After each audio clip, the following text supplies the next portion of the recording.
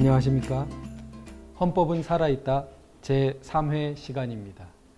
오늘은 헌법 제20조 제1항 모든 국민은 종교의 자유를 가진다는 조항에 터잡아 고당 조만식 선생의 일대기를 상기해 보고자 합니다. 제목이 대동강의 봄인데요. 대동강에 진정으로 봄이 왔다고 하려면 기독교 민족주의자로 해방 당시 실질적으로 북한 지역을 대표하는 지도자였던 고당 조만식 선생이 복권되고 북한 전역에 기독교 등 종교의 자유가 선포되어야 한다고 봅니다. 고당 조만식 선생을 유폐하고 처형하고 말살한 김일성 일가의 죄악이 공개적으로 비판되고 반성되지 못하면서 또 북한 전역에 완전한 선교의 자유와 신앙의 자유가 선포되지도 못한 채로 대동강에 봄이 왔다고, 나아가 한반도에 봄이 왔다고 외치는 것은 거대한 속임수의 다름 아닙니다. 가짜 봄으로 진짜 얼음을 녹여낼 수 없습니다. 한반도의 진정한 봄은 대동강에 진정한 봄이 올 때 가능한 것이며 그 봄을 가늠할 수 있는 으뜸 징표는 고당 조만식 선생의 복권과 진정한 종교 자유의 도래입니다. 본 방송의 내용은 기파랑 출판사에서 펴낸 고당 조만식 전기에 크게 힘입었음을 미리 밝혀둡니다. 1945년 10월 14일 평양 공설운동장에서 열린 소련 군정 집회에서 소련군 장성들과 함께 단상에 서 있는 평남 인민정치위원회 위원장 조만식 선생의 모습입니다. 이 집회에서 김일성이 최초로 군중에게 소개되었는데 그 연설 순서는 조만식 선생 다음이었습니다. 조만식 선생은 여기서 노예 생활 36년 만에 맞은 해방과 자유는 하나님께서 주신 큰 선물입니다. 하나님께서 주신 선물은 누구라도 뺏지 못합니다. 다시는 종의 멍에를 매지 맙시다.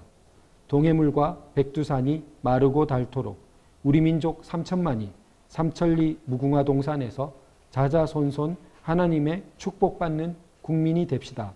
라며 연설했습니다. 조만식 선생은 1945년 8월 평양에서 있은 일본군 항복식에 평남 건국준비위원장 자격으로 참석하였습니다. 이처럼 조만식 선생은 해방 공간에서 평양을 중심으로 한 북한 지역의 대표자로 자연스럽게 자리매김되어 있는 분이셨습니다. 프란체스카 여사의 비망록 6.25와 이승만에 따르면 전쟁 발발 닷새 만인 6월 30일 피난처인 대전 도지사 관저에서 대통령 부부는 이런 대화를 나누었다고 합니다. 6월의 마지막 캘린더를 맞았다. 지사 관저 밖 나무 그늘에선 매미 소리가 울부짖고 손도 돌보지 않은 꽃들이 제철이라고 향내를 풍기고 있었다. 대통령은 신성모 장관이 겸임하는 국무총리 자리를 생각하는 것 같았다. 마미, 고당 같은 사람이 있었으면 이 난국 해결에 큰 도움이 되었을 거야. 대통령은 그때도 고당 조만식 선생을 가슴에 새기고 있었다. 전에도 여러 차례 사람을 평양에 보내어 함께 일할 것을 제의했었다. 그때마다 고당은 핍박받는 북한 민족을 두고 갈 수 없다며 사양했고 대통령도 그때마다 안타까워했다. 대통령과 나는 많은 시간을 고당 이야기로 6월의 마지막 날을 보냈다.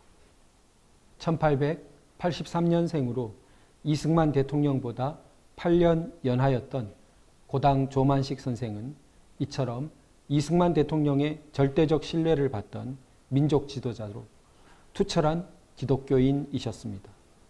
재헌 국회를 기도로 봉헌한 이윤영 의원 또한 조만식 선생의 최측근 동지였습니다.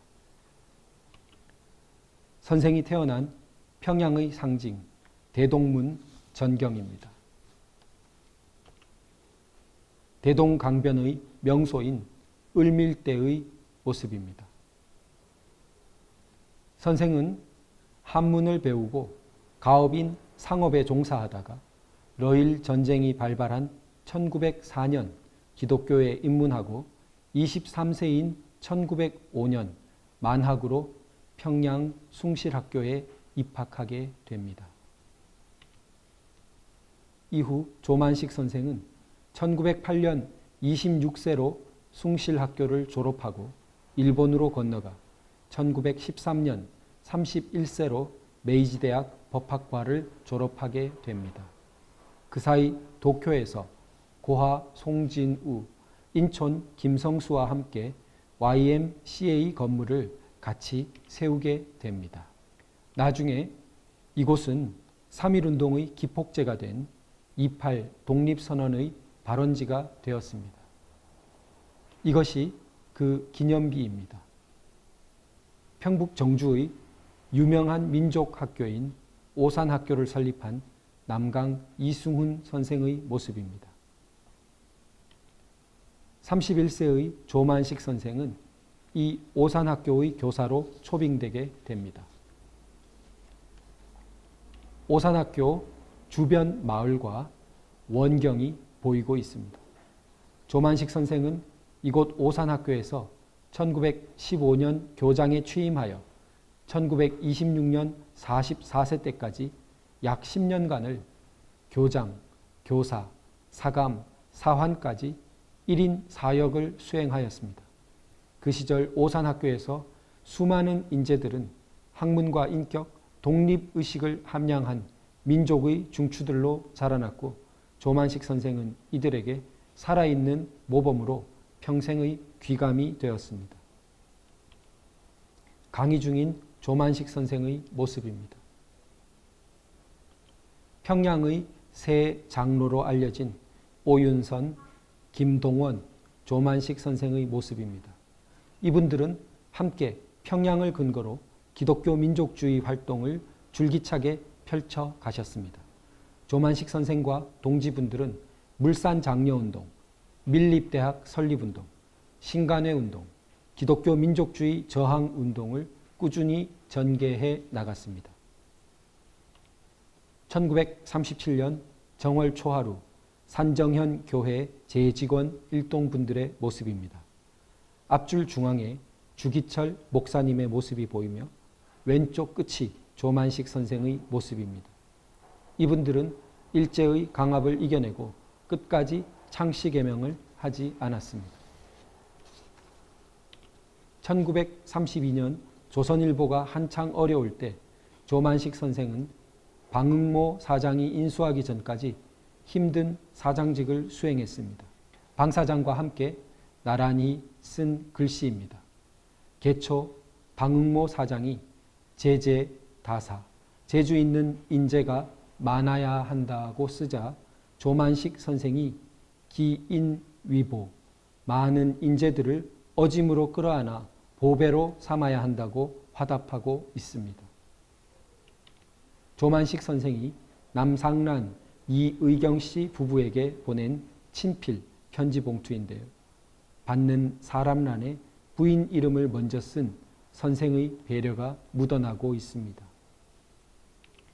조만식 선생은 소련 군정과 공산당 득세 하에서도 단호하게 신탁 통치를 반대하는 결정을 내리고 이를 공표하였습니다.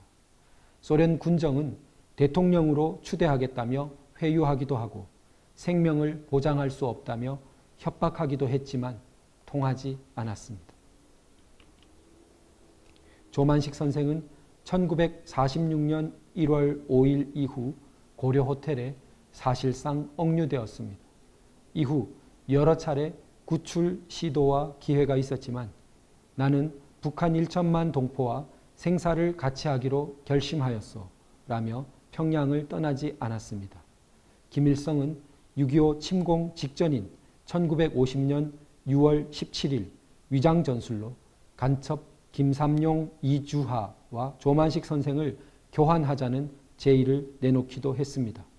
결국 조만식 선생은 인천 상륙작전 후 후퇴하던 북괴군 한규만의 흉탄에 의해 내무성 구락부 내에서 최후를 맞은 것으로 증언되고 있습니다. 제자 박재창 선생은 다음과 같이 조만식 선생을 회고하고 있습니다. 일제 말기는 참으로 암울한 상황이었다. 선생은 산을 높이 봐라. 보통 낮은 데서 옆을 볼 때와 높은 산 위에 올라가서 옆을 볼 때는 모든 것이 다르게 보인다. 높이 봐라. 그리고 멀리 봐라. 지금 당장은 일본의 천지가 되는 것처럼 보이지만 그럴수록 크게 봐라. 멀리 봐라. 라는 말씀으로 우리에게 희망을 주셨다. 마지막으로 오산학교 제자면서 진달래꽃으로 유명한 시인 김소월이 스승을 회상한 시를 함께 읽어보겠습니다. JMS 평양서 나신 인격의 그 당신님 JMS 덕없는 나를 미워하시고 제조 있던 나를 사랑하셨다. 오산 계시던 JMS 10년 봄 만에 오늘 아침 생각난다.